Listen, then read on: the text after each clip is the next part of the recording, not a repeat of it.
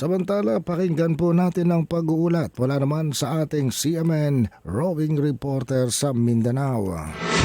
CMN Live Nation. Willie Boy Ramos, magandang araw sa iyo. Magandang araw din, Ariel. Magandang araw, Pilipinas. Mayong adlaw, mga taga Mindanao.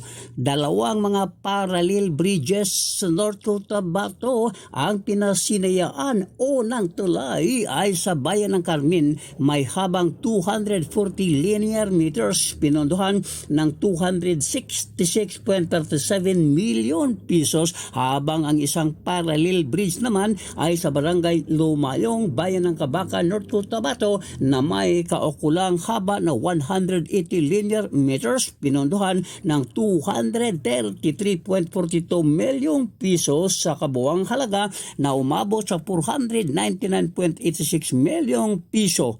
Pundo mula sa Department of Public Works and Highways or DPWH.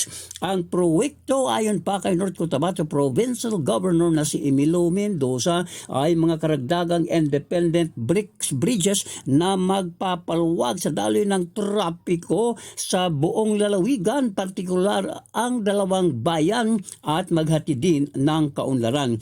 Nihayag naman ni DPWH Region 12 Regional Director na si Kuyambao Dr. Diana, ang proyekto ay sumailalim sa isang malaking pangako ng gobyerno na mapabuti ang interregional infrastructure sa Mindanao. Mag-uugnay ang parallel bridge sa bayan ng Carmen at Cabacan, interprovincial connectivity sa pagitan ng Bukidnon at North Cotabato, access patungo sa Special Geographic Area o ang ASGA, Bangsamoro Autonomous Region in Muslims Mindanao. Sabi pa ng DPWH. Wal Ramos, roving reporter ng Mindanao Radyo Kalikasan ng City Base, nagulat ng live para sa CMN Pilipinas.